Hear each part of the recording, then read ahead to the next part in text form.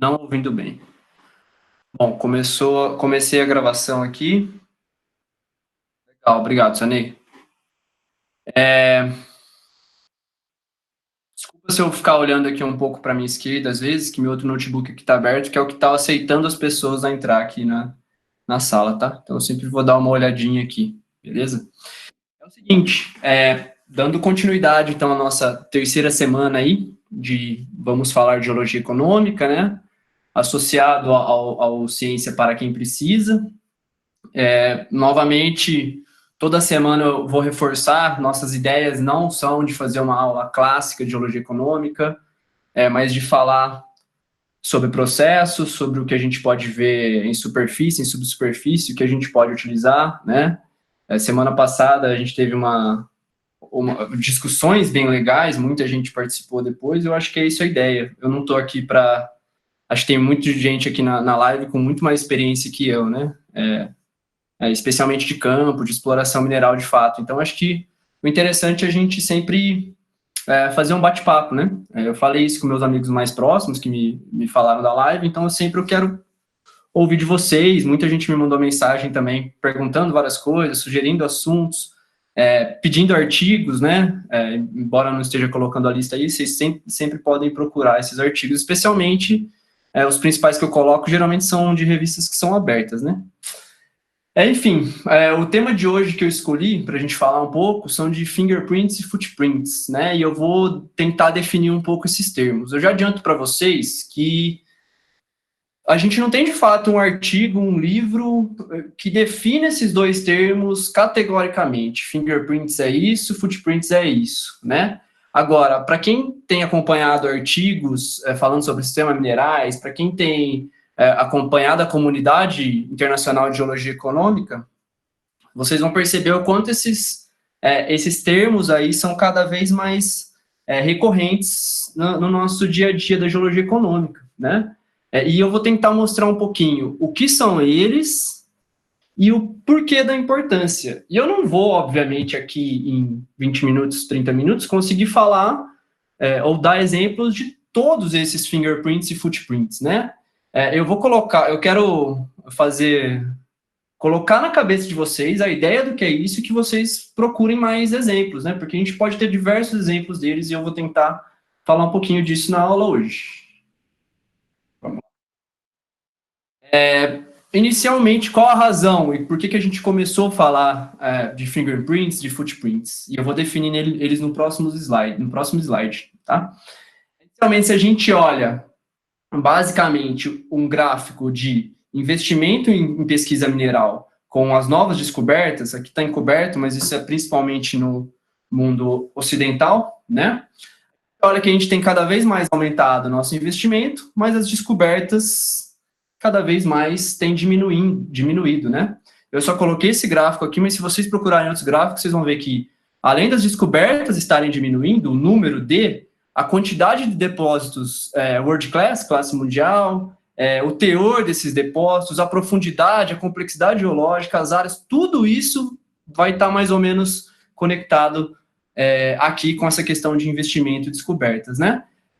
E por que a gente começa a tratar agora essa questão de footprints, fingerprints, sistemas minerais? Por que virou, de certa forma, uma moda isso?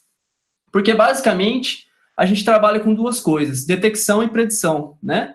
Quando eu estou numa escala já próxima ou reduzida já no depósito mineral, eu vou falar muito de detecção, a minha capacidade de detecção é alta, porque eu já estou vendo praticamente o depósito ali, né? Agora, quando eu falo de predição, ou seja, pensar em áreas que podem ser férteis em questão em termos de depósitos minerais, de ocorrências, né? Eu sempre vou pensar numa escala mais global, ou seja, numa escala mais regional, né? É quando a gente pensa nas etapas de prospecção mineral, por exemplo. Então, muito do que a gente precisa trabalhar hoje na pesquisa mineral está aqui nessa escala, né? E não está aqui na nossa escala de depósito. A gente precisa trabalhar numa coisa muito mais regional para a gente conseguir aumentar o nosso número de novas descobertas, né?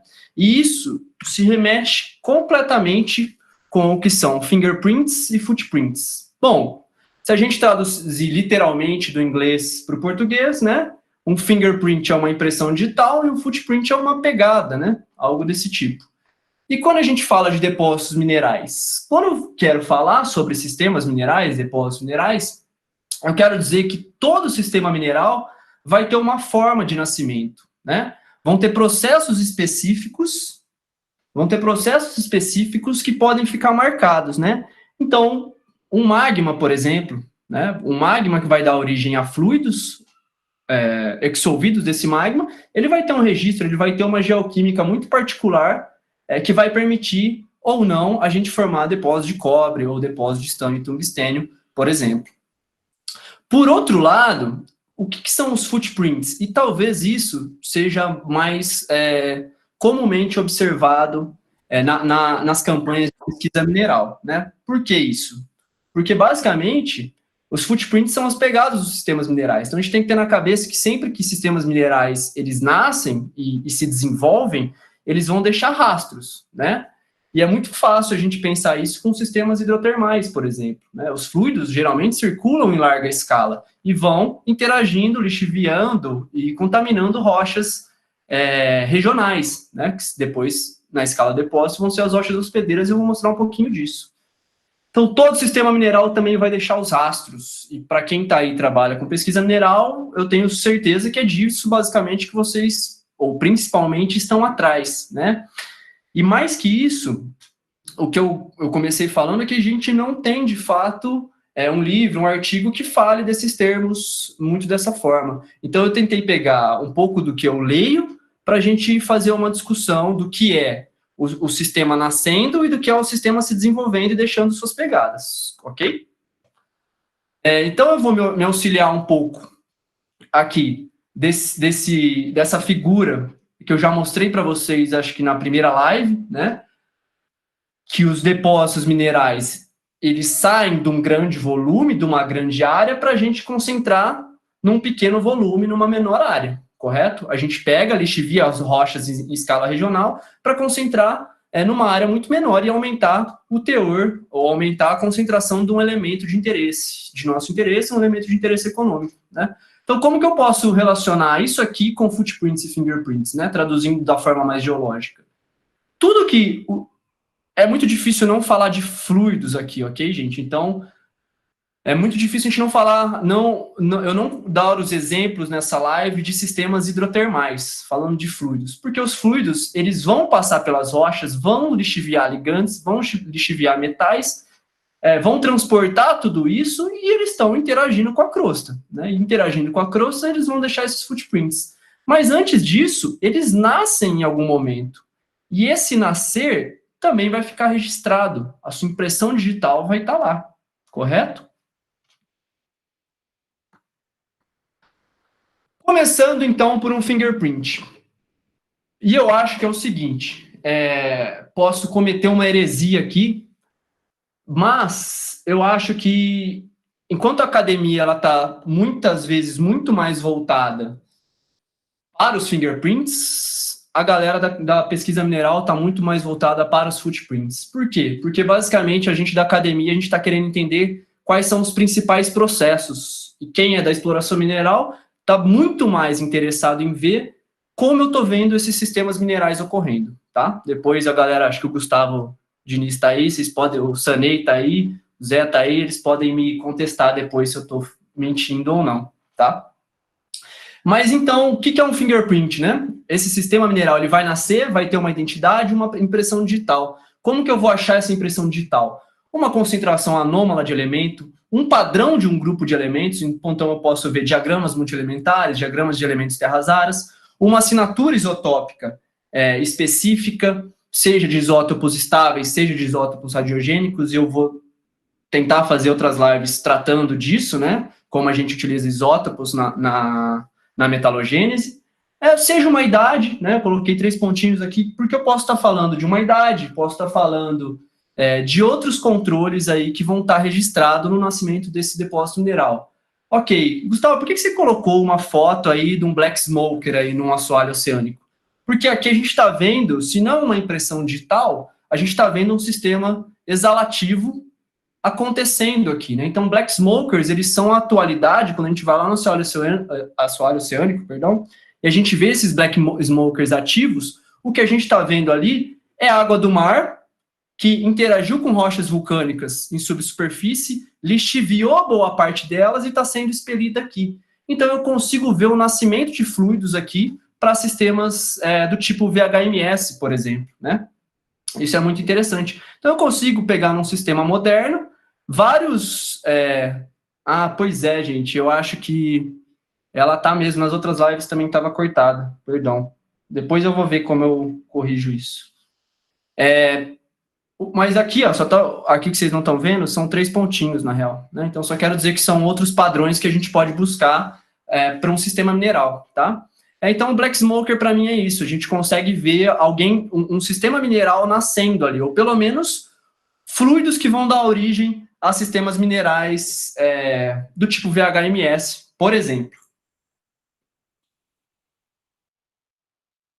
Bom, uma coisa interessante e que a gente tem que ter na cabeça é que os fingerprints eles vão ocorrer em diversas escalas. Então, eu posso pegar um fingerprint, por exemplo, nesse artigo da Nature Communications, né, onde ele relacionou basicamente uma assinatura rica em telúrio e ouro para magmas derivados do manto. Eles têm a mesma assinatura que os pórfiros aqui, crustais, né, em colocação mais rasa. Então, o que ele conseguiu fazer nesse artigo? Mostrar o nascimento de um depósito de cobre pórfiro associado ao slab melting, né, mais hidratação da cunha mantélica, mais acumulação desses cumulatos ricos no sulfeto acumulados ricos em sulfetos na base da crosta e, posteriormente, num ambiente mais de pós-subducção, com magma underplating, a gente vai remobilizar esse cobre e gerar magmas ricos em cobre, fluidos ricos em cobre, né? Estou resumindo muito bem aqui esse artigo da Nature, mas basicamente eu pego uma assinatura de elementos, nesse caso telúrio e ouro, que está dando o quê? Um fingerprinting falando que os depósitos de cobre pórfiro que eu vejo aqui nada mais são resultados do que slab melting mais hidratação da cunha mantélica, que posteriormente vai ser remobilizado. Por outro lado, eu posso buscar um fingerprint numa escala muito, muito, muito detalhada, né? A Maíra tá aí, ela vai adorar ver essas coisas, tenho certeza, ela que adora ver, tirar nesses minerais, né, Maíra? Então, assim, o que a gente vê nesse artigo da Nature Communications, basicamente? Que o Williamson fez aí? Ele relacionou uma assinatura de excesso de alumínio com melts. Quando eu tenho excesso de alumínio no plagioclásio, eu consigo relacionar isso a melts com alto conteúdo de água, né? Ou seja, a gente sabe que para sistemas magmáticos hidrotermais, a gente precisa de magmas que tenham alto conteúdo de água. Quando eu falo alto, em torno de 4% a 5%. Isso é ótimo para eu gerar pórfiros mineralizados, por exemplo. E eu consigo ver isso, basicamente, vendo o excesso de alumínio, que está me falando o quê? Que está sendo injetado magmas ricos melts ricos em água, ou a própria água, fluidos que estão sendo injetados aí, né? E, consequentemente, esse cobre vai ficar no melt, não vai entrar na estrutura do plagioclásio. Também resumi de forma muito simplista aqui esse artigo, que é complexo, mas para vocês entenderem um pouco o que eu quero falar, é que eu estou vendo uma coisa que está acontecendo ao longo da crosta, e outra coisa que eu estou vendo pontualmente num cristal de plagioclásio, por exemplo. Isso é um fingerprint, né? Eu estou vendo uma assinatura, uma impressão digital ali, de um depósito mineral que está nascendo ou tentando nascer. Qual é um outro qual que é um outro fingerprint que a gente pode ver? Isso são os nossos trabalhos lá de Carajás, agora fazendo aqui um merchan, né? A gente tem feito, inicialmente em Carajás, né? Buscado as fontes, e quando eu falo de fontes, eu quero saber fonte de fluidos, fonte de metais, fonte de enxofres. Para quem sabe aí, conhece um pouco de depósito de ACG, sabe o quanto esses sistemas são complexos em termos disso aqui, né? Então a gente fica igual bobo procurando essa assinatura, especialmente de isótopos estáveis. A gente tem tentado com radiogênicos também, mas isótopos estáveis para saber o quê? São fluidos magmáticos, né? Como eu obtive nos meus estudos, a Lena obteve no dela, ou são fluidos externamente derivados com associação com evaporitos, como o professor Roberto Xavier obteve alguns anos atrás nesse artigo da Geology dele. Mas mais que isso, gente, o que eu quero dizer com fingerprints não é só falar se é fluido magmático, fluido bacinal, evaporitos, né? Eu quero dizer o seguinte, que a gente está tentando aqui compreender processos, né? Os isótopos estáveis, eles são ótimos traçadores de fontes, são bons traçadores de fontes, e isso tem que ficar muito claro. Outra coisa que eu posso ver essa impressão digital dos depósitos minerais. Vocês também não estão vendo a referência aqui, mas esse é um trabalho do Bedouin, do Jorge, que ele é o editor-chefe da Mineralium Depósito. Ele tem trabalhos interessantes, trabalhando, e depois você tem vários outros trabalhos que vocês podem procurar aí, do Der, do Nadol, são todos elementos traço em magnetita, né? Por que magnetita? Primeiro porque a magnetita ela tem uma capacidade de incorporar diversos elementos traços. E essa incorporação, como que a magnetita vai incorporar esses elementos traços, vai depender de temperatura, fugacidade de oxigênio, fugacidade de enxofre, interação fluido-rocha e resfriamento do sistema como um todo. Então, olha, quando eu tenho todos esses fatores controlando o aporte de elementos traço, como que a magnetita vai incorporar elementos traço, eu posso colocar isso, de certa forma, jogar naquelas caixinhas que eu tanto falei para a gente não ver, mas que no fim a gente acaba usando, né? Olha aqui, se a gente olhar aqui diagramas de diferentes elementos, né, no eixo X, Y, mas eu tenho alguns campos definidos, depósitos de OCG, depósitos de cobre pórfiro, depósitos de ferro titânio vanado associado a complexos máficos e ultramáficos, depósito tipo Kiruna. Isso aqui é interessante, porque a gente tem que entender, novamente, aquela questão do comportamento geoquímico, que muito mais do que a gente encaixar aqui nas caixinhas é a gente entender o que está acontecendo, entender isso aqui, ó, né? Isso aqui está dando uma impressão digital, um fingerprint do que é o sistema mineral que a gente está trabalhando. E por fim, por que a gente busca fingerprints na academia? Gustavo? Você vai me xingar agora ou não? Brincadeira. Eu quero dizer com isso, né? Aqui são uns trabalhos recentes que saíram lá da faixa vazante, do professor Pedro Cordeiro, do Carvalho, que acho que você é coautor, né, Gustavo? E também tem outros trabalhos da professora Gema, com o doutorando dela, o Nil, lá em vazante, que a gente sabe o quão complicado é metalogeneticamente essa faixa, né? Então, quando a gente busca esses fingerprints, por que a gente, especialmente eu acho que na academia a gente faz isso, a gente está buscando? Basicamente porque a gente quer ver se eu vou pegar um exemplo aqui, perdão, de vazante, né? Onde numa mesma faixa a gente tem depósitos tipo morro agudo, chumbo e zinco sulfetado, e tipo vazante, maior mina de zinco do Brasil, de zinco silicatado, né? Então, enquanto aqui eu tenho esfalerita, aqui eu tenho vilemita, um silicato de zinco, né? Então, por que há a diferença entre esses dois estilos de mineralização, um sulfetado, um silicatado, numa mesma província mineral, numa mesma província rica em chumbo e zinco, né? É isso que a gente tenta buscar quando a gente olha por fingerprints. Então, ver quais são as fontes de fluidos e de metais, se elas são distintas, como esses fluidos evoluíram, quais foram os caminhos desses fluidos, será que isso lixiviou será que forma um depósito porque ele lixiviou mais rochas máficas, o outro porque ele lixiviou mais rochas graníticas, né? Será que isso vai ter uma implicação depois na hora que a mineralização for precipitar?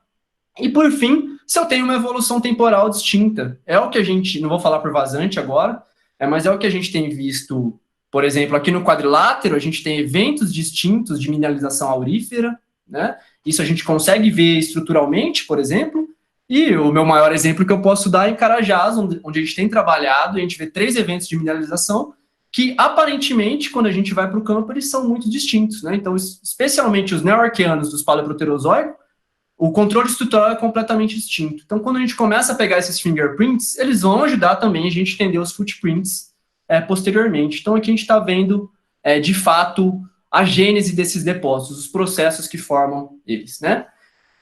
E, em contrapartida, o que é um footprint, né? O que é essa pegada que os depósitos minerais fazem? Bom, a gente tem que ter na cabeça uma coisa. Sistemas minerais, depósitos minerais, eles não vão encaixar num lugar específico e não deixar rastros.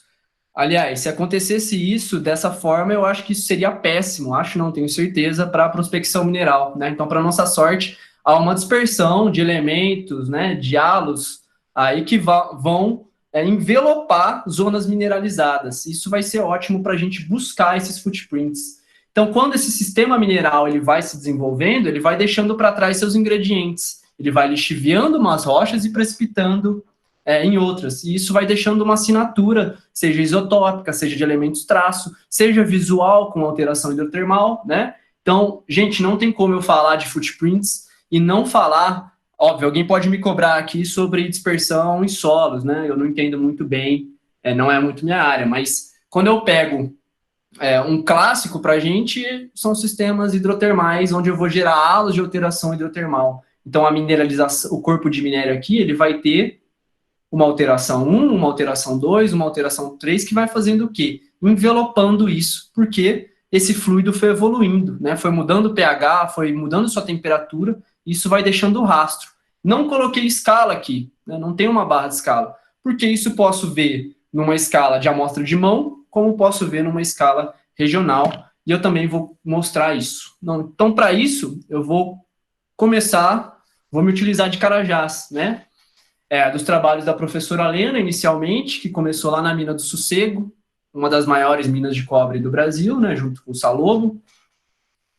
Quando a gente olha aqui o mapa do Sossego, a gente vê dois corpos bem distintos, que depois, não sei para quem está acostumado com Carajás, a gente descobriu que esses depósitos têm uma evolução temporal, aqui em 500, 1 quilômetro de diferença, muito distinto, mas não é o meu tópico hoje, né?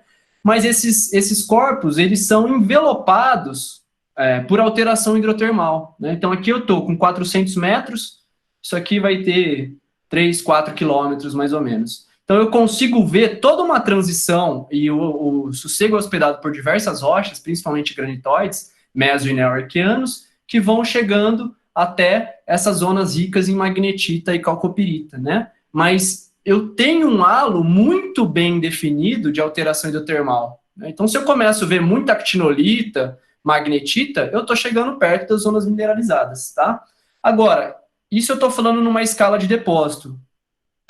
Você nem sabe que eu estou falando de Carajás aí. Quando eu vou agora para uma escala um pouquinho maior, né? Não vou dizer da província Carajás, no domínio Carajás como um todo, mas aqui também é um mapa gerado pela professora Carolina Moreto. Ó, aquele mapa que eu mostrei no anterior está aqui, né? Os 4 quilômetros estão aqui. Aqui a gente está falando mais ou menos de 20, 30 quilômetros, tudo isso aqui. E a gente tem vários outros depósitos menores, Castanha, Bacaba, Bacuri, Visconde. Eu fiz meu trabalho de conclusão de curso nessa área, né? Depois eu migrei lá para a parte norte de Carajás, mas é incrível, a gente anda por aqui, ó, toda essa porção aqui, basicamente hospedada por granitóides, especialmente mesoarqueanos, né? E a gente vê rochas assim, ó, né? Tudo isso que vocês estão vendo são aspectos de campo que a gente acha. Muita alteração sódica cálcica, cloritização, alteração potássica, tá? Então, quando eu estou andando sobre essas rochas e vejo que o granito, esse corpo laranja aqui, não está mais preservado, né? Eu estou vendo halos de alteração hidrotermal, eu estou vendo footprints aí que os sistemas de OCG, e por isso que a gente fala de sistema, porque provavelmente os fluidos aqui, e aqui é uma puta de uma zona de cisalhamento, né? Eles estão circulando em larga escala e estão deixando aí os seus rastros para a gente investigar. Quando a gente vai chegando mais próximo à escala de cada depósito, a gente vai aumentando o grau de alteração hidrotermal desses depósitos. Tá? Para tentar sair um pouco de processos exclusivamente hidrotermais, eu coloco processos também magmáticos. Então, eu acho que eu não coloquei referência aqui, perdão, depois alguém pode me procurar. Mas aqui, da onde eu tirei esse trabalho, eu falava o seguinte: carbonatitos não são corpos únicos. O carbonatito ele faz parte de todo um sistema. Por quê? Porque esses magmas, né, magmas carbonatíticos, eles vão ter alta emissibilidade quando a gente forma magmas mais silicáticos. Então, eu vou ter o carbonatito em si. Se vocês pegarem os trabalhos do professor Alfonso Brode, vocês vão ver que loucura é. Pega uma imagem de catalão, por exemplo, vocês vão ver as diversas faces que a gente tem de rochas carbonatíticas e das partes mais alcalinas, né, das rochas do magma mais silicatado.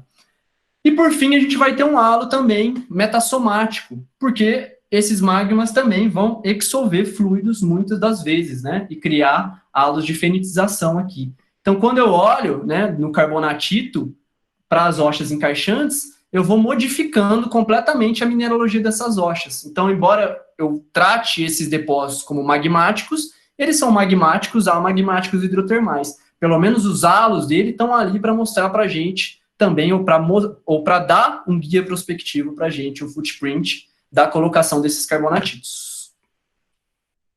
Eu não sei exatamente, como eu falei lá no começo da apresentação, se não há uma definição clássica para footprints e fingerprints, mas eu resolvi colocar isso aqui também, né, que é a arquitetura da litosfera. Então, quando a gente pega aqui lá no Craton Ilgern, né, basicamente, o autor pegou dados modelo, né, TDM aqui, e dividiu isso aqui em pequenos blocos. A gente vê exatamente onde a gente consegue ver um bloco muito bem definido aqui, outro bloco definido, e justamente na colagem desses dois blocos, onde eu tenho as estruturas translitosféricas, onde eu posso circular mais fluidos, provavelmente, é onde eu tenho especialmente depósitos de ouro e depósitos de níquel também associado, né? Possivelmente o níquel mais associados com comatídeos que a gente tem aqui. Mas mostrando que essas estruturas translitosféricas também a gente vai buscar por elas como, teoricamente, um footprint também.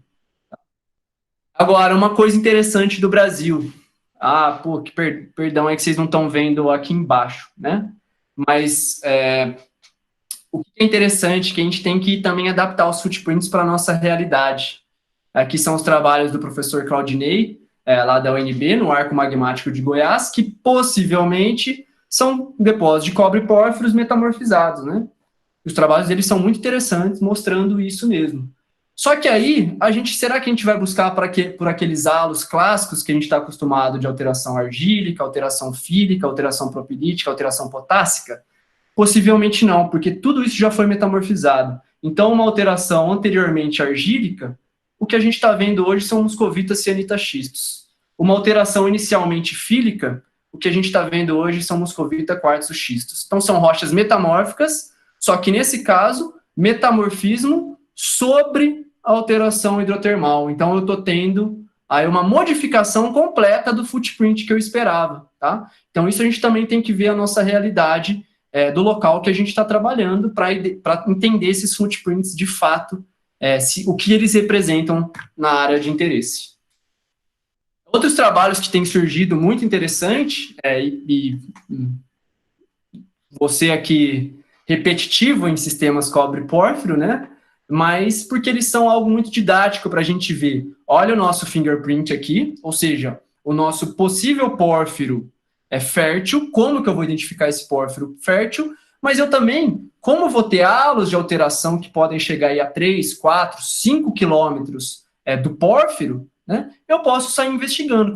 Quando a gente olha aqui, a quantidade de minerais que vão ocorrer nessas áreas, por exemplo, epidoto vai estar lá desde uma zona distal, não necessariamente até o minério, mas até uma zona proximal que está mais envelopando as zonas mineralizadas. A clorita pode ser outra coisa, né? Então a gente se utiliza de uma química mineral, no caso da clorita, ver as razões titânio e estrôncio, e no caso do epidoto, ver a quantidade de arsênio. Vocês podem ler esses trabalhos do Cook, que ele vai estar falando exatamente o porquê se utilizar dessas razões, né? Mas onde eu consigo ver, através dos minerais hidrotermais, onde vai estar a zona mineralizada, onde vai estar a zona estéril, né? Ou pelo menos um guia prospectivo aí espacial que a gente pode ver. Por que, gente? Novamente, a gente tem que pensar. Porque, basicamente, se eu estou falando que esse sistema está deixando pegadas, estou falando de interação fluido-rocha, eu vou estar modificando o fluido, as condições do fluido, por exemplo. Isso vai ter um impacto gigantesco na química mineral desses minerais de alteração hidrotermal. Então, isso é uma ferramenta que tem sido muito utilizada ultimamente em ambientes que eu gero depósitos de cobre e pórfiro. Isso é muito interessante, né, do ponto de vista até acadêmico, a gente tem tentado começar a trabalhar com isso. Tá? E eu acho que mais que isso, quando a gente junta fingerprints e footprints, já sai um pouco, talvez muito da minha área. Eu gosto de trabalhar muito mais com parte isotópica, né? com parte de química mineral, mas o que eu acho que a gente tem que se utilizar muito agora das geotecnologias. Eu falei isso já semana passada, a geofísica ela não pode ser uma caixa preta, eu não sou geofísico, mas o Brasil tem muito geofísico bom, tem muitos centros de excelência em pesquisa com geofísica, né? Assim como sensoriamento remoto e espectroscopia de reflectância. Então, tudo isso que eu mostrei para vocês, né, da minha forma que eu tenho mais experiência, com parte isotópica, principalmente, com parte de campo, de alteração hidrotermal, a gente pode investigar isso numa escala muito maior, se utilizando, basicamente, de geotecnologias. Claro, gente, sempre campo é importante, mas isso vai dar um guia muito interessante aqui em escalas muito regionais, como esse levantamento de gravimetria por satélite, como usando, por exemplo, Aster, imagens Aster, para eu ver zonas de alteração hidrotermal. O Aster é um ótimo sensor para a gente ver zonas de alteração hidrotermal, né? Assim como eu posso pegar aquilo que eu investiguei com química mineral, eu posso ver pela espectroscopia de reflectância. Esse é um trabalho da Thaís Carrino, também, que fez seu doutorado lá na Unicamp, né? A gente tem o professor Beto lá na Unicamp, o professor Álvaro, o professor Diego Ducar, todos trabalhando aí com essas geotecnologias aplicadas à prospecção mineral. E no fim, por que eu mostrei tudo isso? Porque tudo isso foi lançado recentemente pela CPRM, pelo Evandro Klein, pelo Felipe Tavares, lá no PDAC, se eu não me engano, alguém pode me corrigir, mas eu acho que foi lançado agora lá no PDAC, né? Que é um catálogo de áreas prospectivas, mapas prospectivos aí, que é um trabalho que a CPRM tem começado a fazer, muito interessante, se utilizando de todos esses fingerprints, footprints, geotecnologia, para no fim a gente gerar áreas, né? Por exemplo, para quem já estudou lógica fuzzy, lógica booleana, a gente consegue gerar, de acordo com vários elementos e vários pesos que a gente dá para cada um, a gente gera áreas potenciais para algum tipo de elemento que a gente queira. Valeu, Yuri. Qual que é o resultado disso tudo? Como que eu acabo olhando isso no fim? Né? Já estou finalizando minha apresentação aqui. Tá? Quando a gente pega isso aqui, saiu na newsletter da SEG, né? Onde a gente vê a porcentagem dos métodos que a gente vai utilizando. Veja que o serendipity, aqui, ou seja, a sorte de achar, é até considerada, né, em alguns pontos. Mas o que a gente começa a ver aqui, olha o papel da geofísica como se tornou muito mais importante nas últimas décadas. Da geoquímica também, né? Então, eu começo a juntar isso aqui, extrapolar também o meu conhecimento só do minério, né? Eu digo sempre para vocês, o minério nos dá informação importante, mas quando eu pego essa questão em escala mais regional, pensar nos footprints, eu começo a sair dessa escala de minério e isso se refletiu tremendamente em como vem sendo feito as campanhas de prospecção mineral, né? Então, está aqui o resultado disso, como modificou bastante a porcentagem de métodos que a gente utiliza na prospecção mineral. Por fim, para finalizar, eu tive o prazer de ter curso com esses dois caras aí, tanto o Sillitoe quanto o Hitzman, né, o pai dos pórfiros e o pai dos IOCG e dos sediment hosted, né, tipo usando o Copper Belt.